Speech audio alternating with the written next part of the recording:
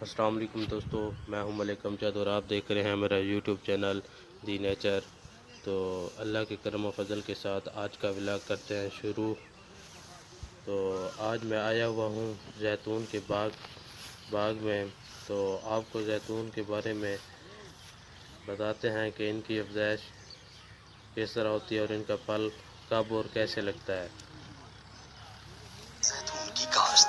زیتون کا پھل اپنی غذائی اور ادویاتی اہمیت کے پیش نظر عطیہ خدا بنتی ہے۔ زیتون ایک تیل دار درخت ہے جسے ہمارے ملک کے مختلف علاقوں میں کامیابی سے کاشت کیا جا سکتا ہے۔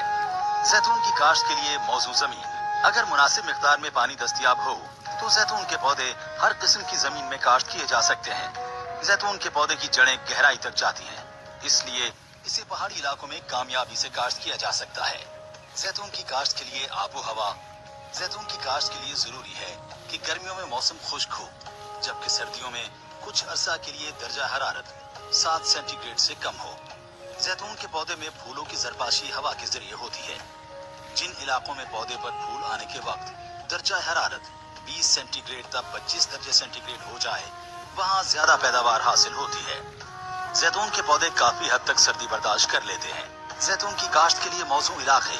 پاکستان کے بہت سے علاقوں کی آب و ہوا زیتون کی کاشت کے لیے موزوں ہے۔ پاکستان کے پہاڑی علاقوں اور پوٹوہار کے علاقوں میں زیتون کی کاشت کامیابی سے کی جا سکتی ہے۔ پوٹوہار کو زیتون کی وادی بنانے کے لیے پودوں کی مفت فراہمی کے پروگرام کا آغاز ہو گیا ہے۔ حکومت پنجاب کے 5 سالہ منصوبے کے تحت پوٹوہار کے اضلاع اٹک، چکوال، جہلم، راولپنڈی، خوشاب اور میاں والی کے کاشتکاروں کو بارانی زرعی تحقیقاتی ادارہ چکوال سے زیتون کے 20 لاکھ پودے مفت فراہم کیے جا رہے ہیں۔ اقسام: باری زیتون 1، باری زیتون 2، آربیکیونا، کورونیکی، پینڈولینو، گیملک، فرینٹویو، کوراٹینا، لیسینیو، آربوسانا، نبالی اور مورائلو زیتون کی اہم اقسام ہیں۔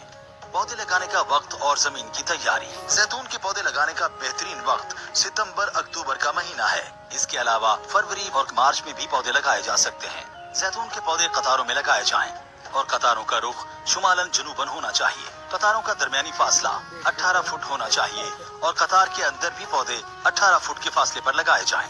3 فٹ گہرے، 3 فٹ چوڑے اور 3 فٹ لمبے گڑھے کھودتے وقت اوپر والی 1/3 مٹی علیحدہ رکھیں۔ گڑھوں کو تقریباً 3 ہفتے کھلا رکھیں۔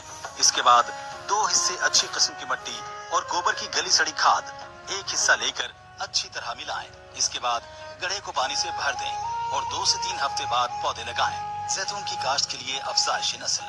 زیتون کی افزائش نسل زیادہ تر بذریعہ قلم ہوتی ہے۔ زیتون کے درخت پر پھل 3 سے 4 سال بعد آنا شروع ہو جاتا ہے۔ اگر پھلدار پودوں کی مناسب دیکھ بھال نہ کی جائے تو بے قاعدہ ثمر آوری کا مسئلہ پیدا ہو جاتا ہے۔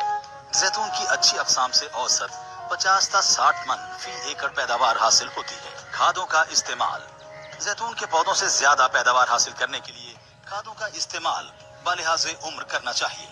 2 سال کی عمر کے پودوں کو 5 کلو گرام گوبر کی کھاد، 200 گرام نائٹروجن، 100 گرام فاسفورس۔ 3 سال کی عمر کے پودوں کو 10 کلو گرام گوبر کی کھاد، 300 گرام نائٹروجن، 150 گرام پوٹاش اور 150 گرام فاسفورس ڈالیں۔ ہر سال پودوں کی بڑھوتری اور ضرورت کو مد نظر رکھ کر ماہرین کی سفارشات کے مطابق کھادوں کا استعمال کریں۔ آب پاشی۔ زیتون کا پودا خشک سالی کے خلاف قوت مدافعت رکھتا ہے، لیکن موسم کے مطابق حسب ضرورت چھوٹے پودوں کو 4 تا 10 دن کے وقفے سے پانی دینا ضروری ہے، جبکہ بڑے پودوں کو 4 تا 7 دن کے وقفے سے پانی دینا چاہیے۔ آب پاشی کرتے وقت خیال رکھیں کہ پانی پودے کے تنے کو نہ چھوئے۔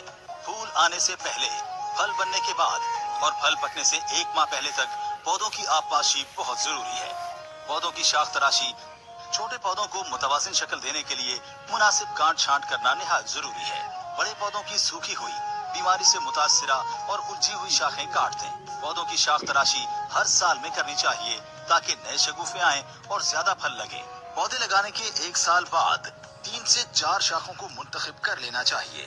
پودے کی وقت کے ساتھ ساتھ مسلسل شاخ تراشی کرتے رہنا چاہیے، نہیں تو پھل کی کوالٹی متاثر ہو سکتی ہے۔ بڑے پودوں کی شاخ تراشی سردیوں دسمبر کے موسم میں کی جائے۔ کیڑے اور بیماریوں کا انسداد۔ زیتون کا پودا بیماریوں کے خلاف قوت مدافعت رکھتا ہے، تاہم موسم بہار اور مونسون کے دنوں میں फिजा में नमी की मिकदार ज्यादा होने की वजह से रुएदार फफूंद और तीले का शदीद हमला होता है। जरर रसां कीड़ों की इंसदाद के लिए बाइफेंट्रीन जहर का स्प्रे मौसर कंट्रोल का हामिल है। इसी तरह फफूंद कुश अद्वियात कॉपर ऑक्सीक्लोराइड और मैंकोजेब का इस्तेमाल भी मावन साबित होता है। जैतून के फल की बर्दाश्त और महफूज करना। जैतून का फल तैयार होने पर उसे हाथ से उतार कर इकट्ठा किया जाता है। मशीनी तरीके से फल की बर्दाश्त के लिए दरख्तों के नीचे जाल बिछाना निहायत जरूरी है। मशीनी तरीके से